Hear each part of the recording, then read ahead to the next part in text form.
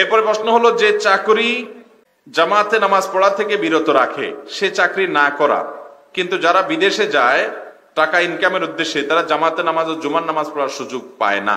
দেখুন, জামাতে যদি নামাজ পড়তে না পারেন, আমাদের অনেক ভাইরা আছেন ইউরোপে পাড়ি জমান একটু সুখে থাকার জন্য, একটু পয়সা করে ভালো কামাই করার জন্য।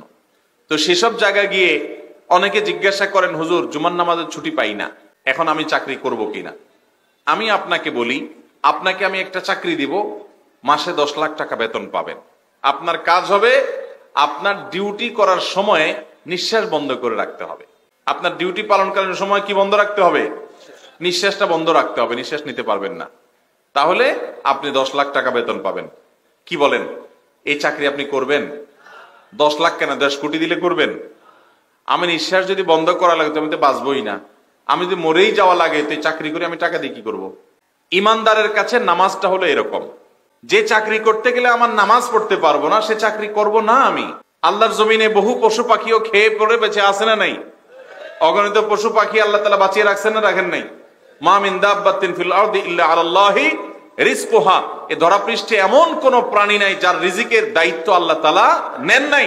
তাহলে আমাকে কেন এমন জায়গায় পাড়ি জমাতে হবে যেখানে আমি নামাজ পড়তে পারবো না? জুমার নামাজ পড়তে পারেন না, 3 জুমা পর পর যদি কেউ না পড়ে, নবী করিম সাল্লাল্লাহু আলাইহি সাল্লাম বলেছেন তার অন্তরে মোহর মেরে দেওয়া হয়, হেদায়েত কবুল হওয়ার, হেদায়েত ঝুকার সম্ভাবনা কমে যায়। অতএব ভাইরা আমার, এরকম জায়গা থেকে দ্রুততার সাথে প্রস্থান করে অন্য কোনো চাকরি নেবেন, বেতন কম হোক, একটু কষ্টে থাকেন, তারপর নামাজ ত্যাগ করা যায়। মানুষ মারা যাওয়ার সাথে সাথে তাকে খাটের উপর থেকে নামিয়ে মাটিতে শোয়ানো হয়। এ ব্যাপারে অনেকজন অনেক মতবাদ প্রকাশ করেন, এটার কোনটা সঠিক? খাটের উপর থেকে মাটিতে নামানো সঠিক নাকি না নামালে কোনো অসুবিধা নেই? মানুষ মারা যাওয়ার পরে মৃত ব্যক্তির লাশ খাট থেকে নামিয়ে মাটিতে বা ফ্লোরেই তাকে শয়ে রাখতে হবে এমন কোনো বাধ্যবাধকতা নাই। তবে এটা ঠিক যে মৃত ব্যক্তির লাশ সোজা করে রাখতে হয়, একটু উঁচা, এক অংশ উঁচা আর এক অংশ নিচা হলে অনেক সময় দেখা যায় পেট থেকে কোনো কিছু বের হয়। তো সেটা তো খাটেও হতে পারে, মাথার নিচে বালিশ দেওয়া বা অন্য কিছু দেওয়া, এগুলো যদি দেওয়া হয় তাহলে মুখ দিয়ে কোনো কিছু, নাক দিয়ে কোনো কিছু বের হতে পারে।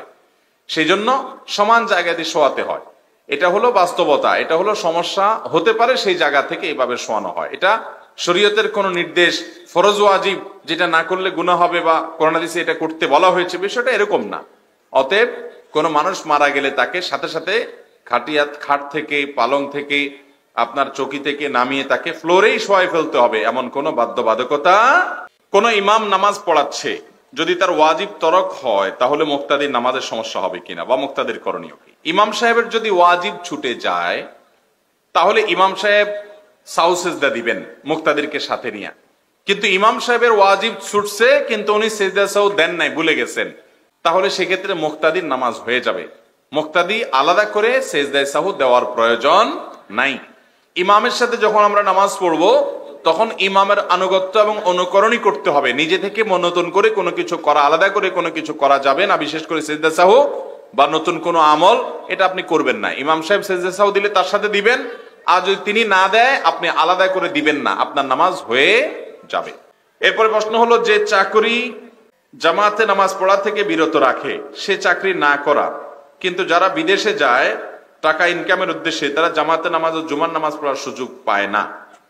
দেখুন, জামাতে যদি নামাজ পড়তে না পারেন, আমাদের অনেক ভাইরা আছেন ইউরোপে পাড়ি জমান একটু সুখে থাকার জন্য, একটু পয়সা করে ভালো কামাই করার জন্য।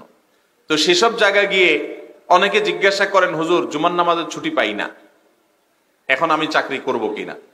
আমি আপনাকে বলি, আপনাকে আমি একটা চাকরি দিব, মাসে 10 লাখ টাকা বেতন পাবেন। আপনার কাজ হবে আপনার ডিউটি করার সময় নিঃশ্বাস বন্ধ করে রাখতে হবে, ব্যাস। আপনার ডিউটি পালনকালীন সময় কি বন্ধ রাখতে হবে? নিঃশ্বাসটা বন্ধ রাখতে হবে, নিঃশ্বাস নিতে পারবেন না। তাহলে আপনি 10 লাখ টাকা বেতন পাবেন। কি বলেন, এই চাকরি আপনি করবেন? 10 লাখ কেন, 10 কোটি দিলে করবেন? আমি নিঃশ্বাস যদি বন্ধ করা লাগে তো আমি তো বাঁচবই না। আমি যদি মরেই যাওয়া লাগে তো চাকরি করে আমি টাকা দিয়ে কি করবো? ইমানদারের কাছে নামাজটা হলো এরকম, যে চাকরি করতে গেলে আমার নামাজ পড়তে পারবো না সে চাকরি করব না আমি। আল্লাহর জমিনে বহু পশু পাখিও খেয়ে পড়ে বেঁচে আছে না নাই? অগণিত পশু পাখি আল্লাহ তাআলা বাঁচিয়ে রাখছেন না রাখেন নাই? মা মিন দাব্বাতিন ফিল আরদি ইল্লা আলাল্লাহি রিজকুহা, এ ধরাপৃষ্ঠে এমন কোন প্রাণী নাই যার রিজিকের দায়িত্ব আল্লাহ তাআলা নেন নাই। তাহলে আমাকে কেন এমন জায়গায় পাড়ি জমাতে হবে যেখানে আমি নামাজ পড়তে পারবো না? জুমার নামাজ পড়তে পারেন না, 3 জুমা পর পর যদি কেউ না পড়ে, নবী করিম সাল্লাল্লাহু আলাইহি সাল্লাম বলেছেন তার অন্তরে মোহর মেরে দেওয়া হয়, হেদায়েত কবুল হওয়ার, হেদায়েত ঝুকার সম্ভাবনা কমে যায়। অতএব ভাইরা আমার, এরকম জায়গা থেকে দ্রুততার সাথে প্রস্থান করে অন্য কোনো চাকরি নেবেন, বেতন কম হোক, একটু কষ্টে থাকেন, তারপরে নামাজ ত্যাগ করা যায়।